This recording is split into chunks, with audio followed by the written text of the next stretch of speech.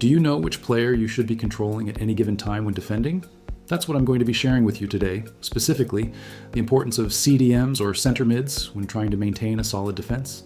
Goals in EAFC are scored in one of three ways. Either a through ball down the middle that could be a lobbed pass, low driven or whatever. Then we have the infamous cutback, where they run down the wing to the byline and cut back across the box. And finally, the trivela or finesse shots from these areas here. Now it's okay knowing this, but being able to stop it is a whole different thing. But what if I said I can cover all these options with just my center mids? I'm using this clip because it demonstrates all three phases of defense, like we talked about in the last video. That's a counterattack, defending the mid zone, and defending around the box. Okay, so we know our opponent can either play it out wide, which is fine, or he can try and counter with a ball down the center. Now this is the pass you want to be careful of, the traditional ball from defense to midfield. As soon as I see this pass coming, I'm switching to my midfielders to block that next pass, which is inevitably going to be to his strikers.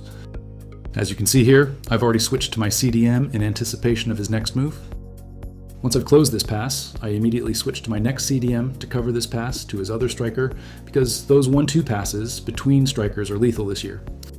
Now watch how I'm controlling my center mid. I'm bringing him back towards my goal, even though I've forced my opponent to play out wide. I'm doing this while also controlling my fullback. If you haven't seen the last video, I highly recommend checking that out, as it goes hand in hand with this tutorial. Watch how I'm controlling this space around this area. This is to prevent the potential cutbacks from the image you saw earlier. Now as my opponent is forced to recycle possession and look for entry points along my back line, look how I've already switched to my other center mid to close that area where trivela and finesse shots are taken from.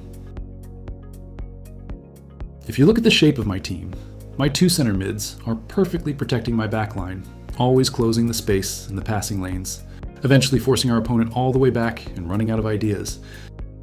Watch the clip in full speed so you can get a feel for how I'm controlling my center mids in different situations on the pitch. Try this out and let me know what you think. Hopefully it helps you get some more wins under your belt. As always, thanks for watching the video. Let me know in the comments which specific type of content you would like to see. And don't forget to like and subscribe. See you in the next one.